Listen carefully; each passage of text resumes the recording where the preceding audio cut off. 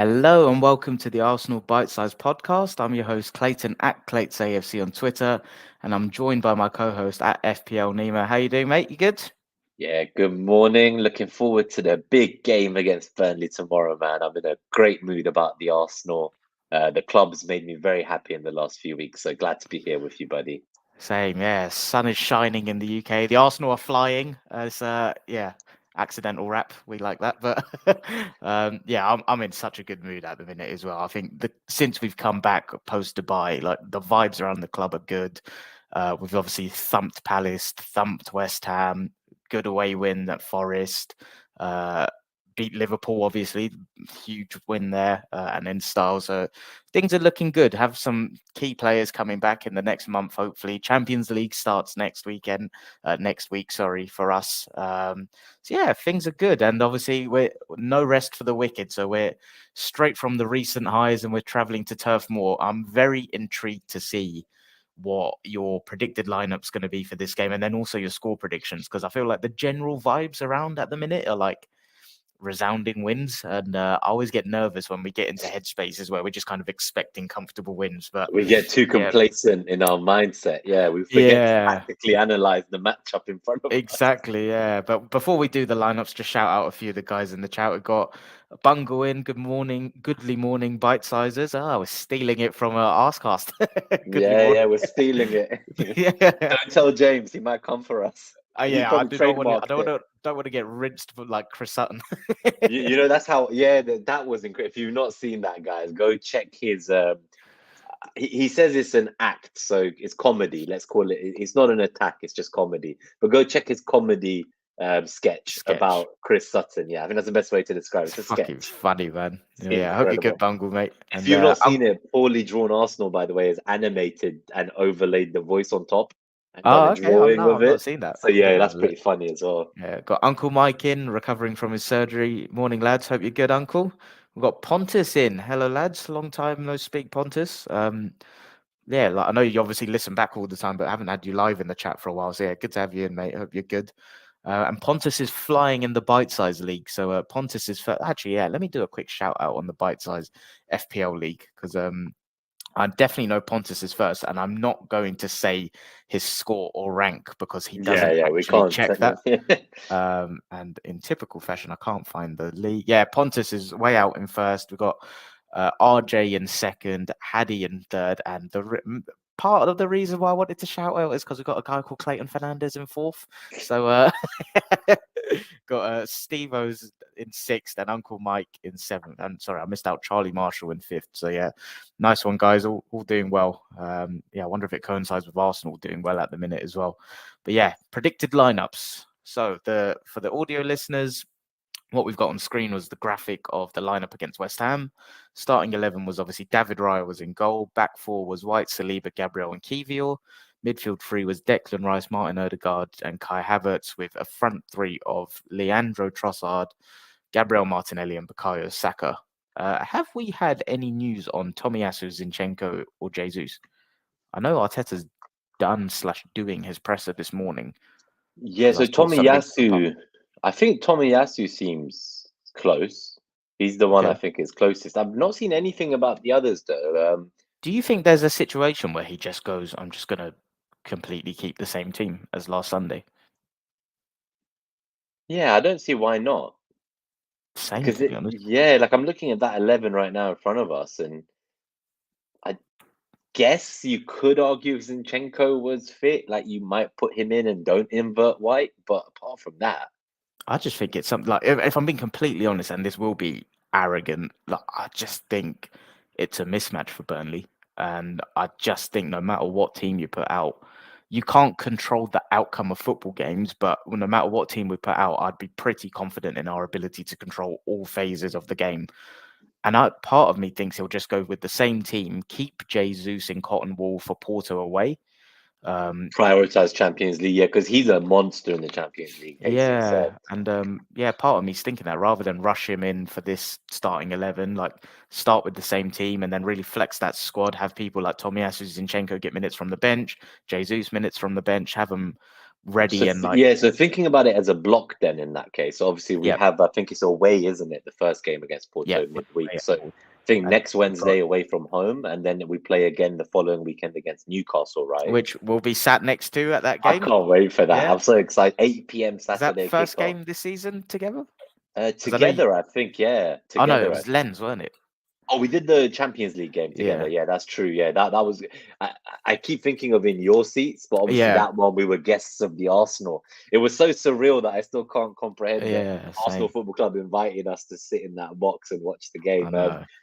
Thank you to all the listeners who put in a good word for the channel when they were looking for new content creators in the Arsenal. You guys gave us a once in a lifetime experience. That's for sure. Yeah, man. Yeah, thank you guys. But yeah, I think because I'm just thinking about the blocks, right? And I'm like to myself, I'm like, okay, do the people who played in this game potentially get also next weekend against Newcastle?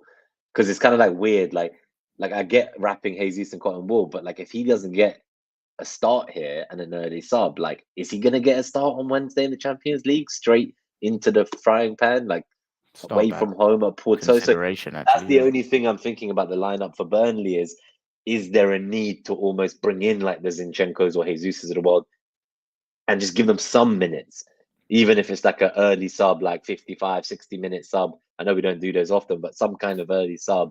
You know, if we can repeat last weekend, go 4, 5, 6 goals up early.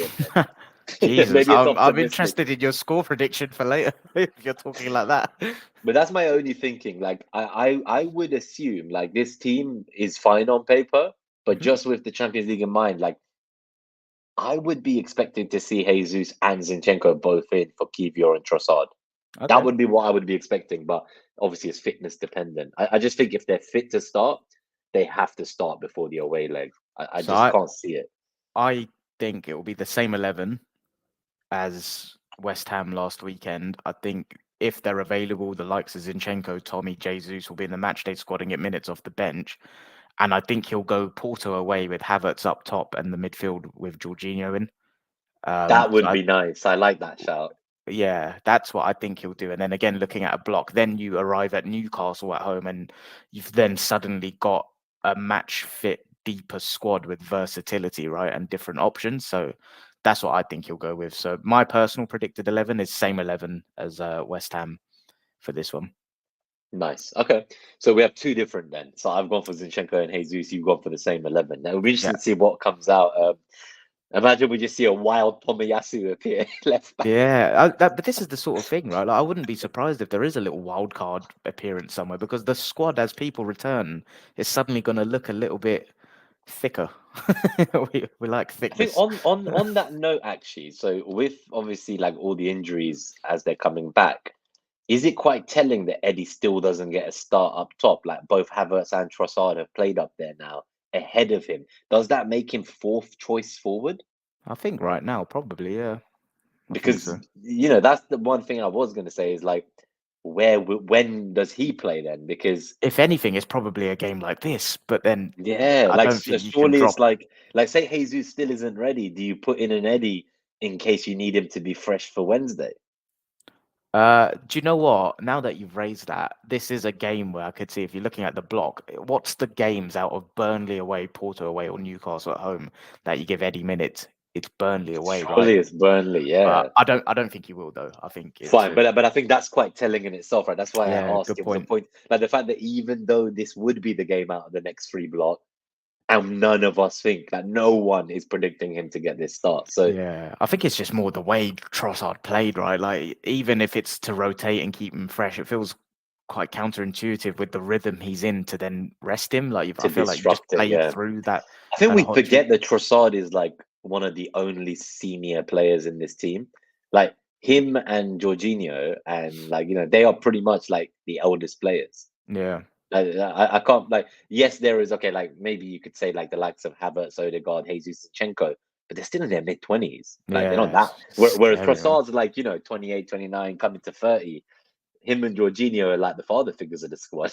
Yeah, exactly. Trossard just like, we never think of that. Like I always just think of Trossard as this amazing utility player who could play anywhere, and like he just looks so composed all the time. And like I just assume he's like the same as the rest of the squad, but he's actually an experienced player. Like he's Yeah. an experienced international. Seasoned pro. Yeah. Yeah, he's a seasoned pro.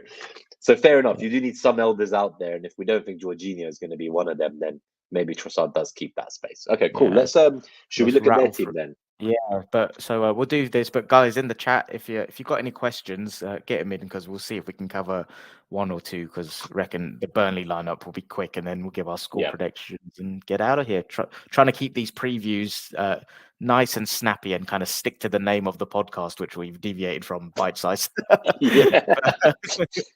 But yeah, Burnley lineup that lost 3-1 at Liverpool, which they actually created a few chances. To be fair, was Trafford in goal.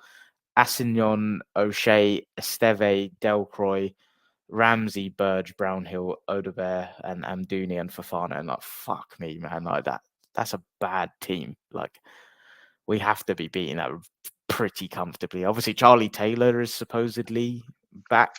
Yeah, so I was gonna ask about him. Some seem to think that Assignon's been brought in to just be first choice right back. Well, Charlie Taylor's a left back, right? Yeah, but I guess when that happens, what does that mean? Like, is there that there's going to be more defenders? So, because Burnley don't really play a back five, right? So it's kind of like there aren't many. It's not like there's more spots open. So, is there a world in which someone else can play left back instead of Charlie Taylor because it suits Assignon at right back more? I don't know if tactically, if that's anyone Delcroix if you know there, anyone. right? Yeah, but so when Taylor comes in, does Delcroix just not play? Yeah, I think so. Probably. You reckon? Yeah. So you reckon Taylor? I don't think Taylor will come straight back in though, personally. But even I that, asked selfishly for Game Week 26 FPL. for FPL, yeah. Because I might sell him, because if I don't think he's going to start anyway, whether he's fit or not, then do I even really want a Burnley defender? That's a different question. But yeah. So just on this, I cannot see any major changes here. I do think Odegaard's quite cool though. I think he's quite exciting, and I worry about him. Attention to Burnley to know, to be honest. Yeah, so the only player I'm scared of is Odegaard, just because I feel like he's a bit of a tricky player. I do feel that he could cause us some issues, but the way we've been playing recently, I just think we'll completely nullify him. Fofana's quite good as well. He's like a nice forward, but again, I just think it's just too much for them. Yeah. I think set pieces is the matchup that's going to screw them here, and I think maybe that goes into the score prediction because we are obviously scoring the most goals from set pieces in the league this season. And I believe Burnley have conceded the most from set pieces in the league this season. So from a matchup point of view, this is a game that it's just such a mismatch. The thing that we're best at, they're worst at in the league. Yeah. Do you think so obviously Burnley have made a name for themselves in terms of they try to play football, right? Do you think they'll actually, well, under company anyway, do you think they'll try and play us, or do you think they'll sit back a bit more and try counter? I think they might start the game at home trying to play, but I reckon within the first, I'd say 5 to 10 minutes, they're going to be pinned back like everyone else. I think we're going to kill them. I really try, but they're going to get pinned back. And when I say kill them, I don't think the score will be near 6-0, but I think the level of dominance is going to be disgusting. I think this will be a game we talk about gears, right? I think this will be a game where Arsenal just don't get out of gear too. But there's periods where, fuck me, they've Arteta talks about dominance and suffocation. I think it's going to be disgusting. I think Burnley will try to play us a lot. Yeah, I think this game suits him the most. I genuinely think he's going to be pivotal to unlocking them. Yeah, but I think there'll be periods where they try to play us, and the way we counter press and win it back aggressively, and then the areas of the pitch that we play in, I think it's going to be a complete level of dominance. So with that in mind, the set piece mismatch you've said, I'm going for a comfortable 3-0 away win. I don't think we're going to give them a sniff. Yeah, I think one shot we've faced on target in the last few games per game, it's 2 shots in the 180 minutes of football. I just do not see how they have it up, even if it's at their home stadium. So yeah, I'm going to be even more aggressive than your scoreline and go for at least 5-0. Go 5-0. Damn. I just feel like we're gonna just keep pumping in the only reason I wouldn't see 5-0 is mass substitutions again in 60 minutes and a bunch of kids coming up. It's interesting though, because in historical years you talk about City in these games and you're thinking 4-5-0. the fact that we're in these conversations now and it's coming up, and like, I reckon a lot of people are probably predicting Arsenal to win 3-0 minimum. Like, that's a telling sign of how good we're becoming. Like, and obviously there was a lot of talk about the offensive side of our team, but we're purring. We are clicking at the right time, and fair play to you. You said that a lot earlier in the season, and About like how it would all come I together at wasn't the so end. sure. Yeah, so fair play.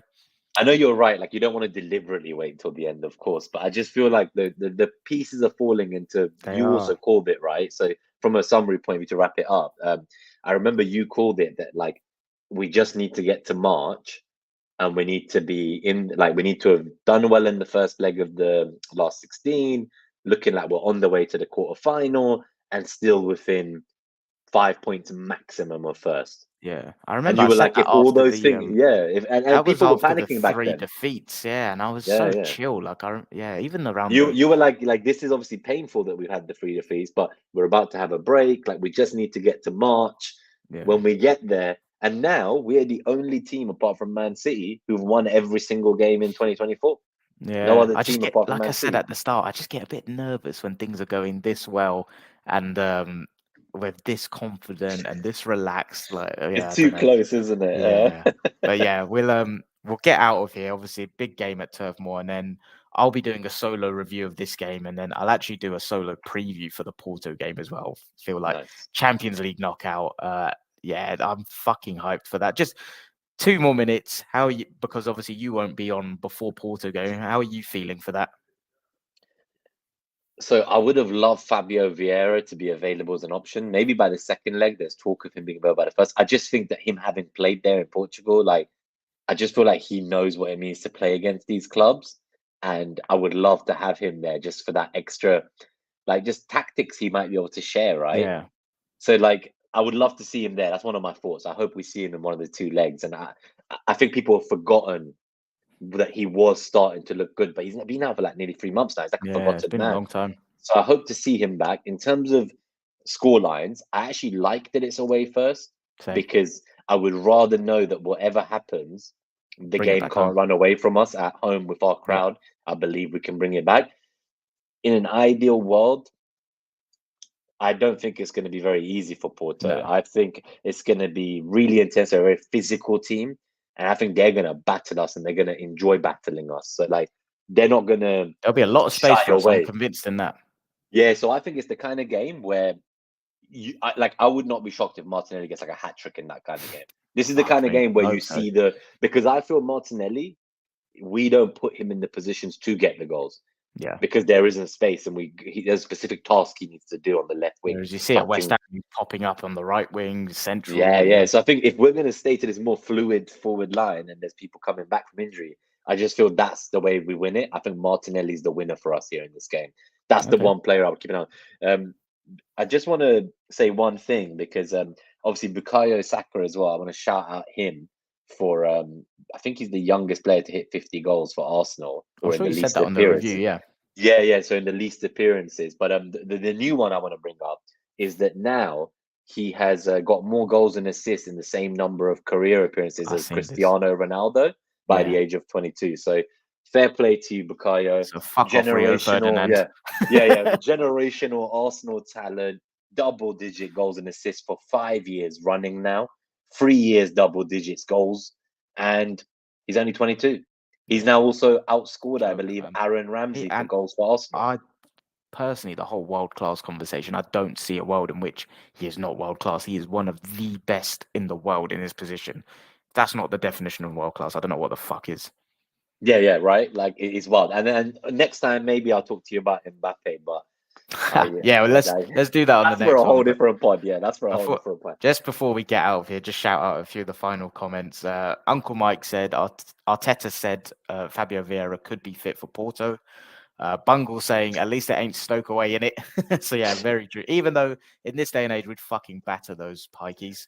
I hate And then those rugby team bastards. same. And then just the final one before we get out of here, because I definitely agree with this. Uncle Mike, we need to win our next 5 before the City game. I completely agree. Just We need our 15 out of 15. our running is really tough. So get the points on the board. Let Liverpool and City worry about slipping up with each other. They have to play each other anyway. Yeah. Get the points on the board and be in the position where you don't need to chase. I completely agree. Yeah, let's fucking Come on, let's go get that fucking double. Let's go get it. up the Arsenal. Come on, you Gunners.